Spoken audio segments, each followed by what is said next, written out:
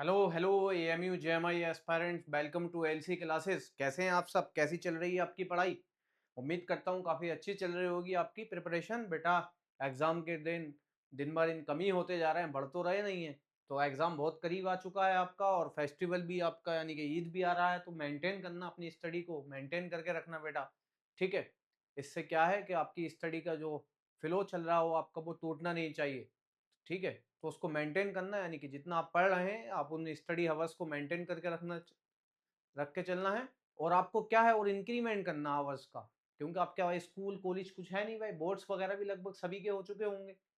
तो आपको स्टडी जो है एंट्रेंस पे ही फोकस करना है, ठीक है? तो हम बेटा लेक्चर नंबर 3 हमारा जो चल रहा था उसमें से कुछ पोर्शन यानी कि सेक्सुअल रिप्रोडक्शन वाला जो पोर्शन था हमारा, उस पे हमने बात की थी। ह्यूमन बीइंग का रिप्रोडक्शन लगभग हो गया था। उसमें 1 आध 2 पॉइंट कुछ रह गए थे, वो देखेंगे। साइक्लिकल चेंज वाले यानी कि सेक्स साइकिल जिसको बोलते हैं, मेंस्ट्रुएशन साइकिल या जिसको पीरियड्स बोलते हैं। आई थिंक शायद वो वाला पोर्शन हमारा रह गया था या कर लिया था हमने, देखते हैं अभी स्लाइड में। तो ये एक छोटा-सा लेक्चर होगा, इसको पार्ट 4 करके हम डाल देंगे, लेक्चर 4 करके इसको बेटा। और आपका इसमें जो पढ़ेंगे हम कॉन्ट्रासेप्टिव रिप्रोडक्टिव हेल्थ, जो मैंने उस लेक्चर में बताया था कि इम्पोर्टेंट पार्ट है, वो जहाँ से क्वेश्चन आना है, बिल्कुल आएगा, लिख के दे रहा हूँ, एक क्वेश्चन आएगा इस पार्ट से। तो यही वो इम्पोर्टेंट पार्ट है। तो आज देखते हैं इसको हमारा क्या है बेटा, कौन-सा लेक्चर नंबर 4 होगा जिसमें हम रिप्रोडक्टिव हेल्थ के बारे में पढ़ेंगे। यानी कि जो टैबलेट वगैरह दिख रही हैं, पिल्स के बारे में बात करेंगे यहाँ पे बेटा। प्रेगनेंसी के बराबर में ये जो साइन दिख रहा है आपको, ये लोगो बेटा, ये सिंबल होता है एड्स वगैरह के लिए। एड्स डे वगैरह सेलिब्रेट करते हैं, तो एड्स को देखेंगे क्या बीमारियां होती हैं कुछ, ये वहाँ पे डिसीज भी देखेंगे, यानी कि सेक्सुअल डिसीज भी हमारी कुछ होती हैं, तो उसी को हम देख लेते हैं। ये सारी बातें हमने, अगर मैं बताऊं पीछे आपको, हमने ये पढ़ा था बेटा रिप्रोडक्शन के बारे में। जनरल सारे इवेंट पढ़े थे कि मेल गैमेट कहाँ से आता है, फीमेल गैमेट ह्यूमन बीइंग में कहाँ से आएगा, फर्टिलाइजेशन होगा, जायगोट होगा, एम्ब्रियो होगा, ये सारी बातें तो हमने बेटा डिस्कस कर ली थी उसमें। और आपका ये बेटा मेल रिप्रोडक्टिव स्ट्रक्चर सिस्टम के बारे में बात की थी, ठीक है? और फीमेल रिप्रोडक्टिव सिस्टम के बारे में बात की थी। ये सारी डिटेल में ये तो बात हमारी हो गई थी लास्ट लेक्चर में। बट क्या था, कुछ टेक्निकल वजह से भी लास्ट लेक्चर थोड़ा-सा एक मैं उसमें आपका एंड वाली बात थोड़ी-सी, जैसे बोलते थैंक यू लेक्चर स्लाइड वगैरह भी नहीं बोल पाया था मैं। कुछ टेक्निकल ग्लिच आ गई थी। तो बेटा मैं जेस्टेशन पीरियड आपको पढ़ा रहा था, ये मैंने लिख भी दिया था। शायद लेक्चर में ये एक्सटर्नल फर्टिलाइजेशन, इंटरनल फर्टिलाइजेशन वाली बात नहीं पहुँच पाई थी लास्ट लेक्चर में। टेक्निकल ग्लिच की वजह से लेक्चर जो था वो एकदम से कनेक्ट डिस्कनेक्ट हो गया था, यानी रिकॉर्ड नहीं हो पाया था। तो उसी चीज को थोड़ा-सा मैंने, जेस्टेशन पीरियड की बात जो है लास्ट लेक्चर में है। जेस्टेशन पीरियड बेटा हम, मैंने बताया था, एक बार रिपीट कर देता हूँ। हम उस पीरियड को बोलते हैं कि कोई भी एनिमल जितने दिन बेटा अपना बेबी को बर्थ करने के लिए, यानी कि कह सकते हैं जो अपने यूट्रस में रखता है, उस डेज को, यानी कि प्रेगनेंसी से लेकर उस बर्थ डे तक को बेटा जेस्टेशन पीरियड बोलते हैं। तो जनरली हम ह्यूमन की बात की थी, ह्यूमन रिप्रोडक्शन की बात कर रहे थे हम लास्ट लेक्चर में। तो ह्यूमन का बेटा 9 मंथ होता है, तो ये जेस्टेशन पीरियड था। इसी तरीके से फर्टिलाइजेशन बेटा, जैसे हमने पढ़ा था, एक्सटर्नल फर्टिलाइजेशन और इंटरनल फर्टिलाइजेशन, दो टाइप के फर्टिलाइजेशन होते हैं। बट जो ह्यूमन में फर्टिलाइजेशन इंटरनल फर्टिलाइजेशन है, इंटरनल फर्टिलाइजेशन क्यों है बेटा? इंटरनल फर्टिलाइजेशन वो फर्टिलाइजेशन होते हैं जो बॉडी के अंदर हो रहे हैं। तो ह्यूमन में तो बेटा कहाँ पर हो रहा था फर्टिलाइजेशन की लोकेशन बताइए कमेंट में, आपको मैंने बताया था लास्ट लेक्चर में। तो फर्टिलाइजेशन जो होता है ह्यूमन में बेटा कहाँ पर होता है? आपका फेलोपियन ट्यूब में होता है। और अगर फेलोपियन ट्यूब में भी कोई बेटा एक्चुअल में आपसे नहीं पूछेगा, अगर बिल्कुल राइट पाथ पूछ ले, तो फर्टिलाइजेशन का जो पार्ट होता है वो बेटा एम्पुला होता है। एम्पुला रीजन में जो है ये हमारा फर्टिलाइजेशन होता है। तो बॉडी के अंदर हो रहा है, जाहिर सी बात है, यानी कि फीमेल रिप्रोडक्टिव पार्ट बॉडी का पार्ट है, उसके अंदर क्या हमारा बेटा फेलोपियन ट्यूब में हो रहा है। तो इंटरनल फर्टिलाइजेशन है। एक्सटर्नल फर्टिलाइजेशन जो होते हैं जो बॉडी के बाहर हो, ये बॉडी के बाहर होते हैं, यानी कि किसी ने एग ले करे और उसको उसके मेल ने आके फर्टिलाइज कर दिया बेटा, ऐसा जो होता। लगभग जो हमारे फिरोग होते हैं वो अपने एग ले करते हैं बेटा वाटर में, जो उसकी फिरोगी होती है। और आपका क्या बोलते हैं बेटा, उसको फिर वो फर्टिलाइज करता, बाहर करता है, यानी बॉडी के बाहर करता वाटर में। तो उसको बेटा ये एक्सटर्नल फर्टिलाइजेशन आते हैं। बाकी तो तुम पूरी एम्ब्रियोलॉजी ही पढ़ोगे फिरोग की बेटा नेक्स्ट क्लास में जाके, कि फिरोग कैसे अंडे देता है, कपुलेटरी पैड होता है, वो सारी चीजें आपको यहाँ तो जरूरत भी नहीं है उसकी, तो वो पढ़ोगे। बट यहाँ पर आपको क्या है, एक्सटर्नल फर्टिलाइजेशन में बेटा आपको आउटसाइड द बॉडी होता है। मैंने एग्जाम्पल लिखवा रखे हैं, फिरोग और फिश। किसका एग्जाम्पल बेटा यहाँ पे लिखवा रखा है मैंने आपको? फिरोग और फिश का एग्जाम्पल यहाँ पे है, देखिए, ठीक है? तो ये वाला एग्जाम्पल आपको याद होने चाहिए। डायरेक्ट क्वेश्चन पूछ सकता है आपसे इंटरनल के लिए, एक्सटर्नल के लिए। और इंटरनल फर्टिलाइजेशन, तो इंटरनल तो बेटा ह्यूमन बीइंग है, कैट है, डॉग है, जितने भी मैमल्स हैं लगभग सभी में बेटा क्या है, आपका फर्टिलाइजेशन जो है एक्सटर्नली होता। एक बात मैंने बांटा बीबी पैरस और क्या बोलते हैं आपको ओवी पैरस अंडे देते हैं, बीबी पैरस बच्चे देते हैं डायरेक्ट। ये वाली बात तो मैंने आपको बता ही दी थी। एक लेक्चर में हम डिस्कशन कर रहे थे जब भी मैंने इस लेक्चर की स्टार्ट की थी, वहां पर बात की थी। तो उस तरीके से भी हम एनिमल्स को डिवाइड कर लेते हैं। ओवी पैरस जो एग लेइंग करें और बेटा बीबी पैरस जो बच्चे देते हैं, जैसे ह्यूमन बीइंग, कैट, डॉग, ये सब बीबी पैरस हैं बेटा। अब जो एग देते हैं जैसे बर्ड्स हैं हमारी, वो क्या है, बीबी पैरस हैं। तो ये मैंने आपको बेटा, ये वाली बात मैंने एक लेक्चर में लास्ट में डिस्कस कर ली थी, यानी कि शुरू में इनिशियल में डिस्कस की थी एक लेक्चर में, ठीक है। तो ये हमारा लास्ट वाला पार्ट था। अब उसके बाद बेटा मैंने बताया था ना आपको कि मेंस्ट्रुअल साइकिल भी हमारी रह गई है, यानी हमने रिप्रोडक्शन के बारे में बात की थी फीमेल के बेटा। तो जनरली क्या था, क्या हमने अभी फर्टिलाइजेशन के बारे में बात की थी। तो फर्टिलाइजेशन हुआ क्यों? हो सकता था फर्टिलाइजेशन ना हो, यानी कि प्रेगनेंसी ही ना हो। तो बेटा ऐसी कंडीशन में मैं क्या होगा, उस ओवा का, जो ओवा फर्टिलाइज हुआ था फीमेल में, उस ओवा का क्या होगा, ये तो बात करनी है लेक्चर, यही तो इंपॉर्टेंट पॉइंट है यहाँ पे, कि भाई अगर ओवा जो ओवेरी से निकल रहा है वो फर्टिलाइज ही नहीं हो, यानी कि कहाँ पे जाके बेटा, फैलोपियन ट्यूब में सॉरी। तो उसका फिर उस कंडीशन में क्या होगा, तो उस कंडीशन में बेटा प्रेगनेंसी कंसीव नहीं होती है। तो जब क्या होता, ओवा आपका बेटा बाहर आता, उसको हम क्या कह देते हैं, ओवुलेशन कह देते हैं। यानी कि जो साइकिल होती है मेंस्ट्रुअल साइकिल 28 डेज की होती है इन ह्यूमन फीमेल्स में, लगभग +- 2 का बेटा रहता है। जनरली हम 28 डेज कहते हैं, +- 2 डेज हो जाते हैं इसमें। तो इसमें भी अपने अपने फेज होते हैं बेटा मेंस्ट्रुअल साइकिल में, यानी कि अपने फेज होंगे, यानी कि एक ब्लीडिंग फेज होगा, आपने सुना भी होगा, यानी कि पीरियड्स जिसे जनरली बोलते हैं, उसी मेंस्ट्रुअल साइकिल की हम बात कर रहे हैं बेटा। तो पीरियड्स कब आते हैं, जब प्रेगनेंसी कंसीव नहीं होती है। किसी भी फीमेल को पीरियड्स कब आएंगे, प्रेगनेंसी नहीं होगी। तो उसी वाली बात को हम करना चाह रहे हैं, प्रेगनेंसी कंसीव हो जाती है तो पीरियड्स नहीं होते हैं, क्योंकि वहां पे क्या है बेटा, ओवर रिलीज ही नहीं होगा। जो यूट्रस से आपका, जो यूट्रस में मैंने रेड वाली बॉल बताई थी आपको, देखता हूँ इस लेक्चर में वो स्लाइड है क्या नहीं है। हाँ तो अभी देखते हैं, वो लास्ट वाली स्लाइड है बेटा, ये वाली स्लाइड देखो। यूट्रस में जो ये एंडो मैट्रियम बोल है ये आपकी बेटा, ये टिश्यू तो है। तो ये बोल यहाँ पे तो हमारा क्या था, इम्प्लांटेशन हो रही थी। बट जब ये इम्प्लांटेशन तो फर्टिलाइजेशन के बाद होगी, जब फर्टिलाइजेशन ही नहीं होगा तो बेटा ये बोल भी ज्यादा दिन नहीं रहती है, ये बाहर आ जाती है। इसमें हाईली ब्लड वेसल्स हैं, तो यही मटेरियल तो बाहर आता है, इसी की वजह से ब्लीडिंग होती है। जो फीमेल में ब्लीडिंग होती है, जिसको हम पीरियड्स कहते हैं बेटा, उस जो ब्लीडिंग होती है उसमें ये आपका मटेरियल आता है, यानी कि जो हमारी बोल है ये भी उसमें आती है, और एग भी आपका रिलीज होता है 14 डेज पे बेटा। एग की रिलीज को हम क्या कह देते हैं बेटा, ओवुलेशन कह देते हैं, ठीक है। तो यही तो था, ब्रेक डाउन और removal of the inner thick and soft lining. जो लाइनिंग थी बेटा, ये मैंने बताया आपको यूट्रस की बोल पर, तो along with the blood vessels, क्योंकि हाईली ब्लड वेसल्स होती है, तो उन ब्लड वेसल्स के साथ आएगी तो ब्लीडिंग होती है, इसलिए बेटा फीमेल को। तो यही मेंस्ट्रुअल, इसको ही हम मेंस्ट्रुअल साइकिल बोल देते हैं, यानी कि ब्रेक डाउन और removal of inner thick and soft lining of the uterus. बेटा यूट्रस की लाइनिंग है, ये आपको पता होना चाहिए। पूछ सकता है आपसे क्वेश्चन कि भाई मेंस्ट्रुअल साइकिल में क्या क्या ब्रेक डाउन होता है, तो आप ये नहीं बोलेंगे कि मेंस्ट्रुअल साइकिल में ओवा ही आता। बेटा जो लाइनिंग थी वो सॉफ्ट लाइनिंग, उसका भी ब्रेक डाउन होगा जो यूट्रस पे थी, और वो बहुत हाईली ब्लड वेसल्स होती हैं तो उसके साथ, ठीक है। In the form of vaginal bleeding is called menstruation. इसको ही बेटा मेंस्ट्रुएशन या मेंस्ट्रुअल साइकिल कह देते हैं, या पीरियड्स बोल सकते हो आप, क्या पीरियड्स जो कह देते हो आप जनरली नॉर्मल लैंग्वेज में बेटा, पीरियड्स इसी को बोलते हैं, लिख लीजिए, ठीक है। अब बात थी बेटा एक इसी के बारे में, एक लाइन और लिख रही है, maturing the follicle burst and the ovum eggs shoot out the ovary. जो मैच्योर ओवा हुआ था, बट बेटा जब स्पर्म जाता था वेजाइना के थ्रू, हमारा सर्विस के थ्रू होता हुआ फेलोपियन ट्यूब में, तो फर्टिलाइजेशन होता था। बट जब फर्टिलाइजेशन नहीं होगा तो वो ओवा बेटा बेटा हमारा बाहर आ जाएगा, उसी पाथ से, उसी रास्ते से जिससे स्पर्म एंटर किया, उसी रास्ते से हमारा वो बाहर आ जाता है, ठीक है।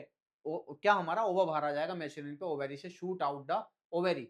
ये सिचुएशन बेटा जब होती है जब प्रेगनेंसी कंसीव नहीं होती है, ठीक है। इन ह्यूमन फीमेल्स और girls the ovaries start releasing ova और egg female gamete once every 28 days from the age of the puberty. बेटा प्यूबर्टी की एज आ गई तो 28 दिन में ये साइकिल चलती है, एवरी 28 डेज में ये साइकिल जो है बेटा चलती है। इसमें अलग अलग फेज होते हैं, ओवुलेशन होता है, पोस्ट ओवुलेशन होता है, ठीक है, और प्री ओवुलेशन होता है, और बेटा मेंस्ट्रुअल फेज जिसको हम ब्लीडिंग फेज कह देते हैं, वो जो है आप डिस्कस करेंगे इन डिटेल क्लास 12th में। आप पूरा डिस्कस करेंगे, पूरी साइकिल को देखेंगे वहां पे तो फोलिकल का भी डिस्कशन होगा बेटा, कि कौन सा फोलिकल क्या है, ग्राफियन फोलिकल क्या है, प्राइमरी सेकेंडरी टर्सरी, ये सारी चीजें देखेंगे।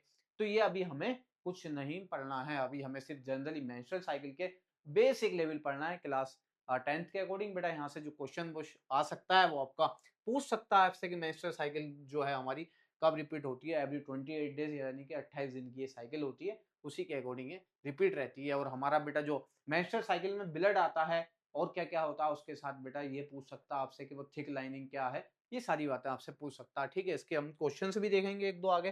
तो ये हमारा था मेंस्ट्रुअल साइकिल। अब मेंस्ट्रुअल साइकिल बेटा जब प्यूबर्टी आती है तो स्टार्ट हो जाती है, तो उसके लिए एक स्पेसिफिक टर्म बोल देते हैं मेनार्स।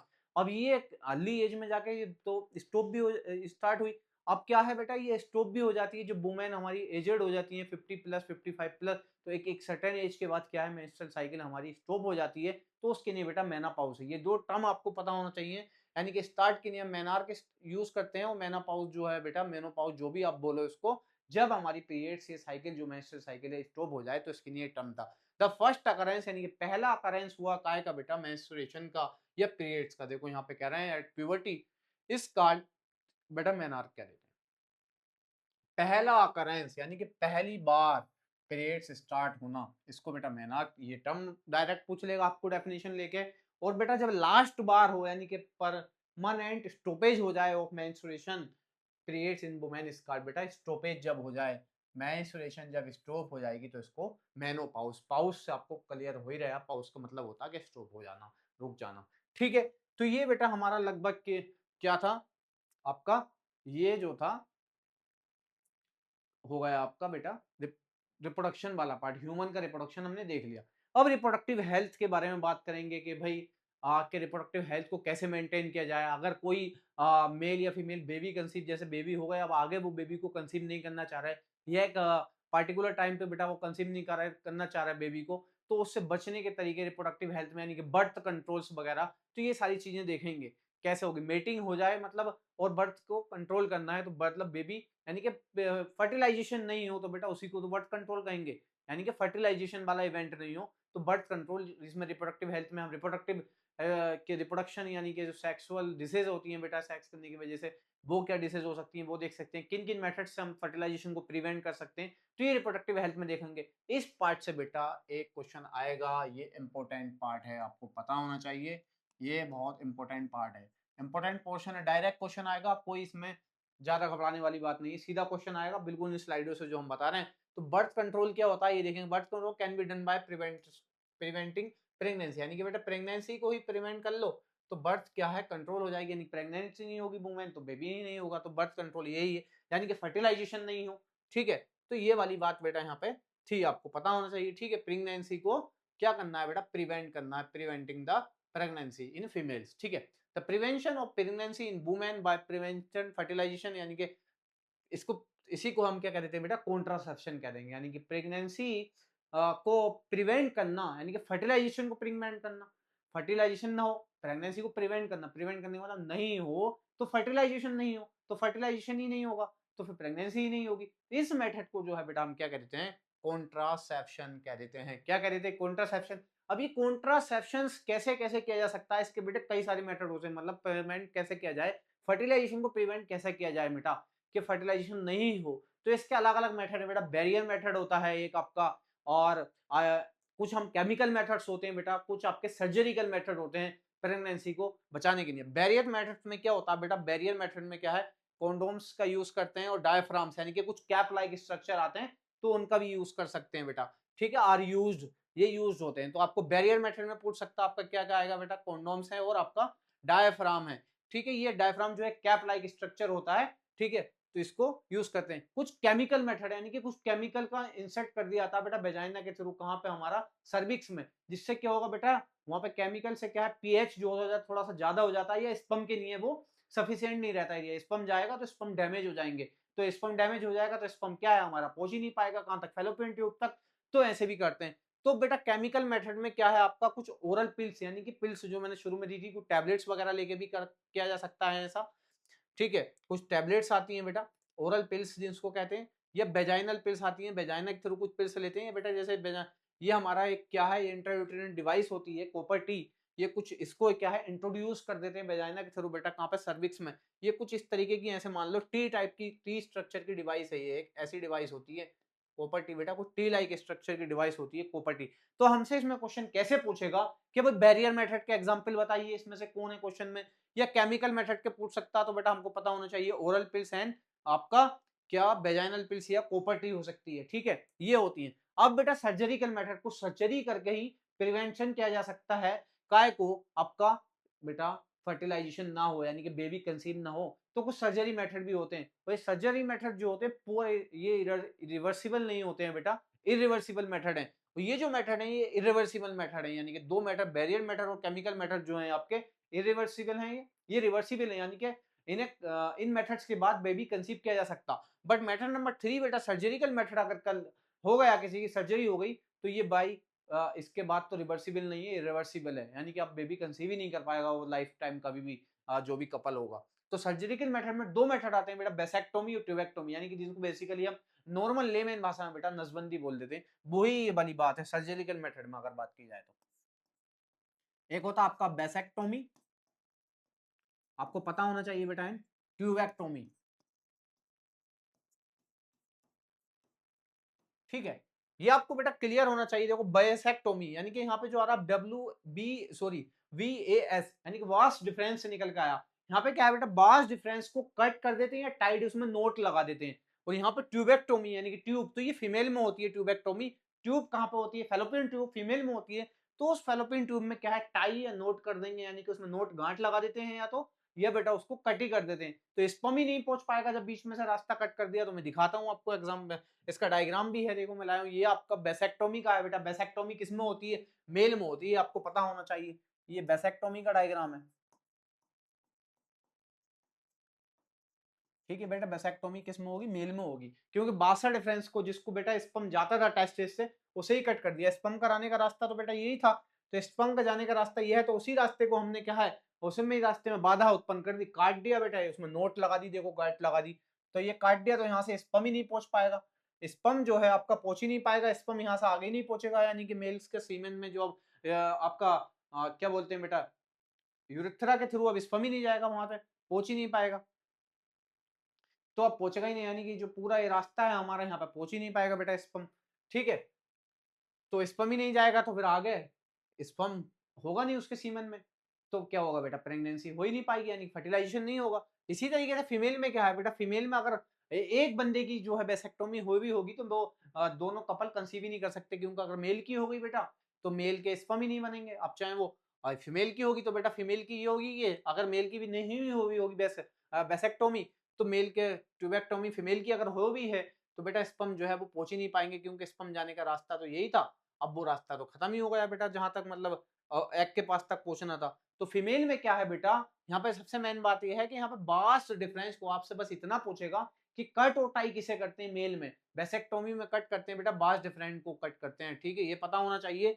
और बेटा जो हमारा फेलोपियन ट्यूब यानी कि जो फीमेल में होगा वहां पर फेलोपियन ट्यूब को कट कर दें या टाई कर दें, दोनों फिर उसको बांध दें, तो ये बेटा जो है हमारा फीमेल में होता है, इसको कह देते हैं हम tubectomy,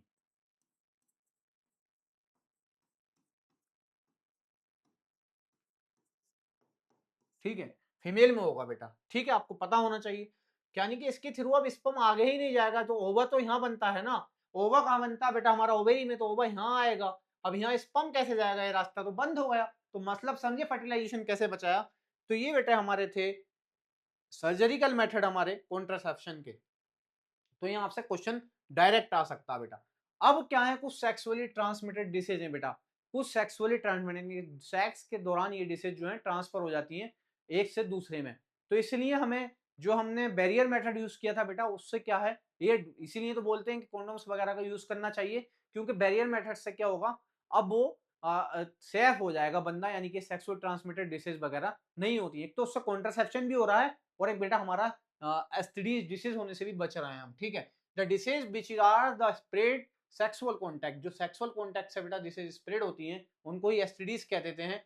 with the an infected person are called sexually transmitted disease, किसी भी इन्फेक्टेड पर्सन से एक नॉर्मल पर्सन में डिसीज जाए सेक्सुअल कॉन्टैक्ट की वजह से, तो उसको बेटा एसटीडीज कहते हैं। इसको बाकी बीडी मिनरल डिसीज वगैरह कई सारे नाम होते हैं, आप नहीं जाने। तो ये तीन डिसीज एनसीईआरटी में दे रखी हैं, और भी डिसीज होती हैं बेटा कई सारी। एक तो आपको पता होना चाहिए गोनोरिया होता है, सिफिलिस है बेटा, एड्स है। अब ये इसमें बेटा इनके जो है कॉजेटिव एजेंट, जैसे मैंने बात की थी किससे होती हैं, तो ये दोनों जो है बेटा बैक्टीरिया से होती हैं। इनके बैक्टीरिया के नाम भी आप डिटेल में पढ़ेंगे कि कौन कौन से बैक्टीरिया हैं, बट वो यहाँ का सिलेबस नहीं है, क्लास 12th में ही आपको देखना है बेटा। ठीक है, तो ये बेटा बैक्टीरिया से होती हैं।